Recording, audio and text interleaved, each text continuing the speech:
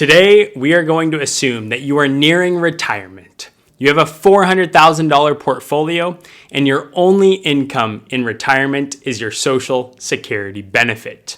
And you're asking yourself, can I actually retire with a $400,000 portfolio? And this is a great question. But before we get into the nitty-gritty of this, we must first look at the 6 key areas that we need to address before we can retire. Area number 1, we must first identify our short and long-term retirement goals. Does this include traveling more?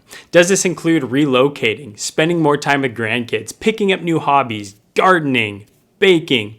What are your goals in retirement, and what do those goals cost? I encourage you to add a cost against each goal that you identify. For instance, if you want to travel more, how much does that cost per year? Maybe you want to play pickleball more. How much does that cost you per year? Area number 2, can we afford our desired lifestyle in retirement? What is your desired lifestyle, and how much does it cost? Will your $400,000 portfolio with Social Security be able to support that? Do you want to live on $3,000 in retirement, $5,000, $10,000, $20,000 per month? What is that monthly number? Area number 3, identify our income sources and our income gap. For instance, let's say that we have a combined Social Security benefit of $4,000, but maybe we want to spend $5,500 in retirement. Our income gap is $1,500 per month or $18,000 per year.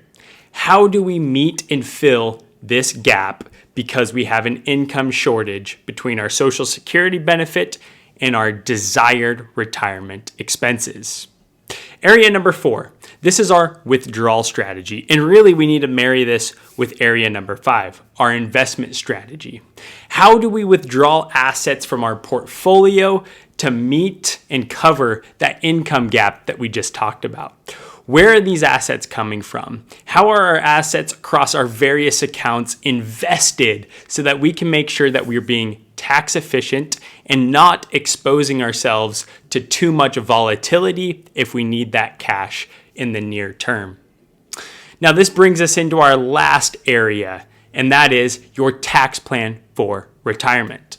We need to look at things like tax loss harvesting, tax gain harvesting, and Roth conversions.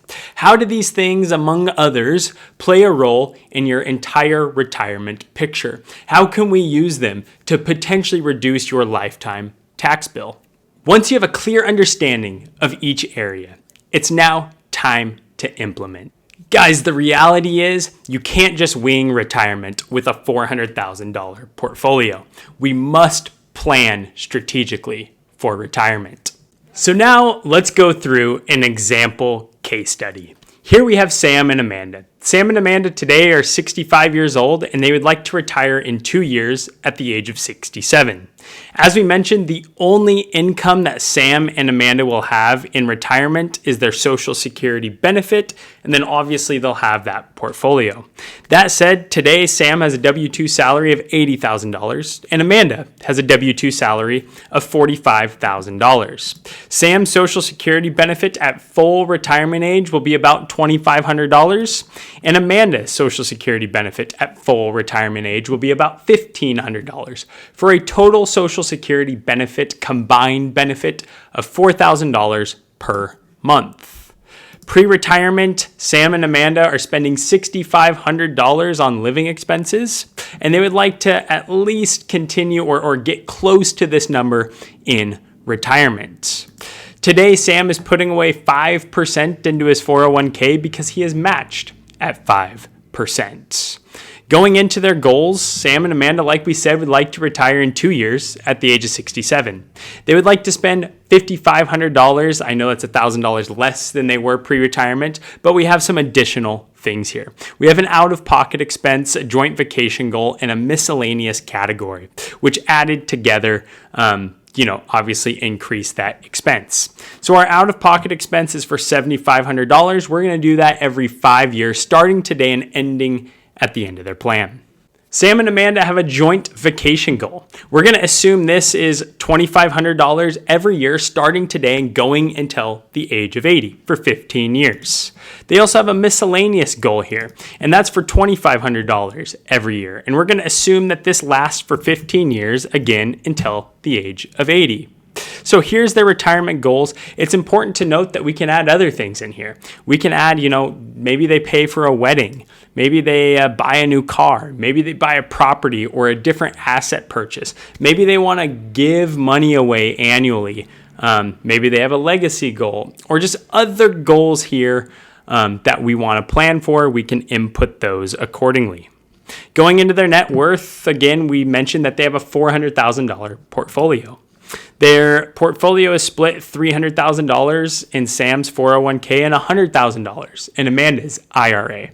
They have $20,000 in the bank, a total net worth of $420,000. It is important to note that this is exclusive of their primary residence. For Sam and Amanda, there is no debt, and we also haven't inputted any of the insurance information. So those are things that we can do here. You can input insurance info, add additional properties, and also if there's any debt, credit card debt, mortgage, etc., we could input those into the plan. So going into our retirement analysis, we can see here that immediately Sam and Amanda have a 95% probability of success with a median ending portfolio balance of just over $1 million. So scrolling down, we can see all of our inputs here, from their monthly expense in retirement to their retirement age to their goals that they have laid out and their allocation, both pre-retirement and in retirement. As we mentioned, they have 2 years until retirement. So let's go through some of this here. Let's go into their investments. As we can see, their current allocation across all accounts is a 70-30 portfolio with a hypothetical annual rate of return of about 9%. 70% equity, 30% fixed income. We call this a growth allocation. Now, obviously, in retirement, we probably won't have a growth allocation across all of our accounts. Why? Well, if we recall, for Sam and Amanda, they have their Social Security benefit, which is their only income in retirement. And they have monthly expenses in the amount of $5,500. Well, their Social Security benefit combined is $4,000 per month. So we're going to be running that $1,500 per month deficit or $18,000 per year. Therefore, we're going to be reliant on our portfolio to fund that deficit, that $1,500 per month. So we must be mindful of our investment allocation across our various accounts. For the sake of Sam and Amanda, we're going to use the traditional withdrawal order. That is, we're going to withdraw from a taxable account first if they have one. Then we're going to withdraw from their tax deferred accounts and then from tax free accounts. So something to be mindful of is, do Roth conversions for Sam and Amanda make sense? Maybe, maybe not. And if they do, obviously those tax-free dollars would be the last sort of investment that we pull from. But today we can see here that all they have is the tax-deferred accounts plus their bank account. So those tax-deferred accounts, those are going to be what we pull from first. Therefore, it's important to note that we must bucket some of those investments in those various accounts into a liquidity bucket, into a defensive bucket, into a growth bucket. The idea with the liquidity bucket. In this bucket, we want 0 to 3 years of expenses. So if we assume 3 years, that's $54,000. The idea is we have 0 to 3 years in cash to make sure that cash isn't subject to market volatility or cyclical market swings that could have an adverse effect on our portfolio and on our cash. The second bucket, this is our defensive bucket. This is for cash that we might need in the next 3, 4, 10 years. So we're going to want to, just be conservative here and just say that we put 10 years of income into this bucket. 18,000 times 10 is $180,000. Therefore, we're going to have $180,000 allocated to bonds and dividend paying stocks. The idea is through our income that we earn through interest and dividends, we replenish bucket number 1 as we take that $1,500 per month out of bucket number 1. And on to bucket number 3. Doing the math, we'd have about $166,000 into this bucket. This is our growth bucket. We theoretically don't touch this for over 10 years. And therefore, this bucket is largely stocks. So looking at our allocation today, obviously we would want to be mindful of how we're invested across our different accounts. What holdings, what is our allocation, what does that look like? So for the sake of this example, we're just going to assume that, hey, in retirement across all of our accounts, we're going to shoot for a balanced portfolio. That is a 50-50 portfolio. 50% equity, 50% fixed income. Now, looking at the allocation, obviously this is subject to change, and theoretically, you're going to have investments in different places. But let's just take this as a hypothetical example. Let's assume that they have a balanced allocation with a hypothetical annual rate of return of 7.4%.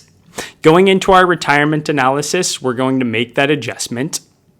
We can see here that if we move our retirement allocation to balance from our current allocation, which is growth, we go from a 95% probability of success to a 94% probability of success, with about $747,000 in median ending assets here. But I really want to look at this retirement spending. So what we mentioned here is, hey, we just have $5,500 in monthly expenses, plus these various goals. The reality is in retirement, we don't just have static spend. Rather, early on in retirement, when we have our health at the age of 67, maybe we do travel more, go see the grandkids, go on hikes, pick up new hobbies, etc. And therefore, our spending tends to be a little bit higher. And then we hit a period in retirement where we just don't do much. We aren't going out as much. We aren't eating as much. We aren't maybe hiking as much. And then later on in retirement, we hit another period where expenses do tend to increase, largely health-related expenses. So I'm going to change our retirement spending to what we call the retirement spending smile. What we can see here is that this increases our probability of success, and it also increases those median ending assets. Why? Because obviously relative to our spend, it's adjusted those to reflect the spending smile. The next thing I want to dive into is our withdrawal strategy of the proposed plan. How much money are we relying on from our portfolio per year? Again, this is our withdrawal rate. If we have that $400,000 portfolio and we need to take out at least $18,000 per year, obviously, more than that with all these goals that we have, how much are we relying on our portfolio? And as we can see here, for the lion's share of retirement, we have a sub 6% withdrawal rate, and our income is pretty stable. We're going to have spikes here. Why? Because of our goals, our various goals that we have. So this is important to be mindful of this. This is why we like to use, in addition to the traditional withdrawal order, a dynamic withdrawal strategy where we take into consideration market volatility, market performance, and inflation. If the market's doing really well, maybe you do pull out a little bit more, potentially, based on your situation. And if the market's doing poorly, maybe you look at your expenses and try and reduce expenses so that you don't rely as heavily on that portfolio. It's all about being dynamic here. So with that said, let's dive into our cash flows. Our cash flows give us a really good summary of, hey, this is the income that we have coming in retirement. And here's our total outflows, our expenses, spread across our expenses, our goals, our tax payments, and other expenses that we may have. As we can see here, for 2025 and 2026, for this year and next year, we still have our income. After that, at the age of 67, our income drops off and all we're collecting is our Social Security benefit. So for those first 2 years here on the plan, we can see that we have spend from unsafe cash flows. That is additional money that we are bringing in, meaning our total cash inflows are greater than those cash outflows.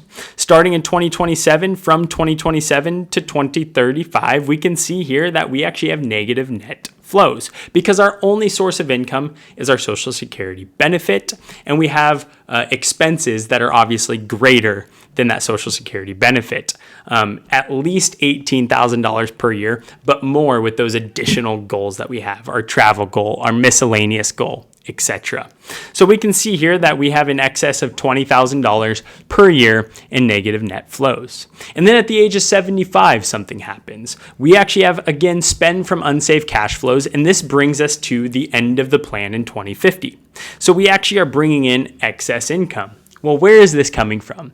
This is coming from our required minimum distributions. If we go into planned distributions, we can see here that at the age of 75, these planned distributions kick in for both Sam and Amanda.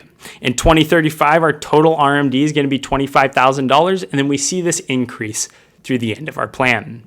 So thinking about, again, where we pull income from and how we take income and the tax consequences of this is extremely important to our plan.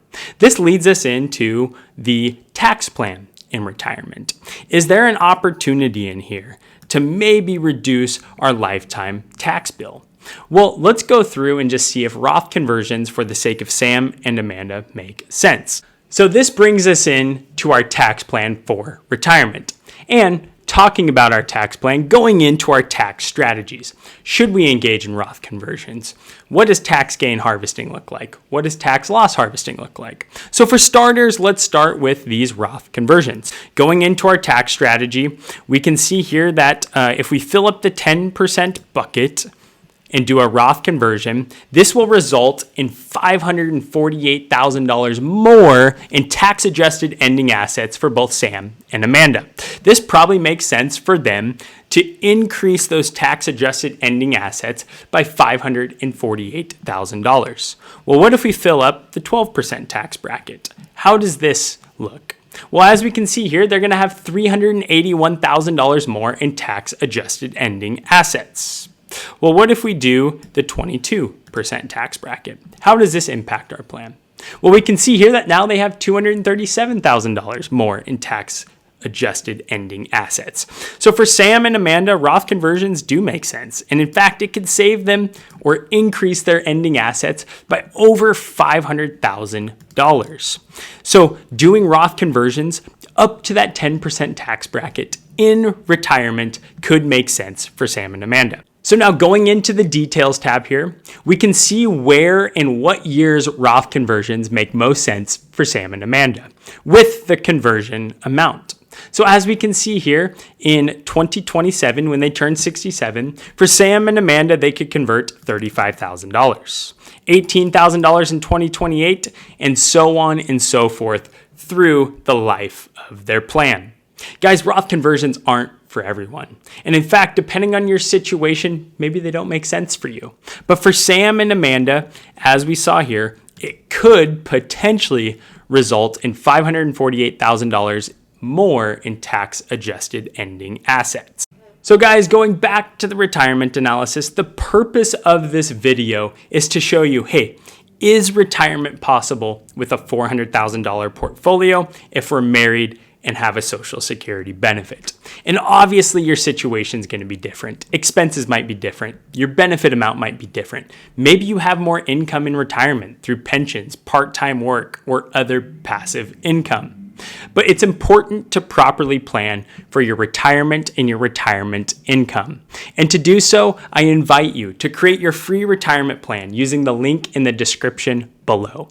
I hope this was beneficial for you. We'll see you there. Thank you so much.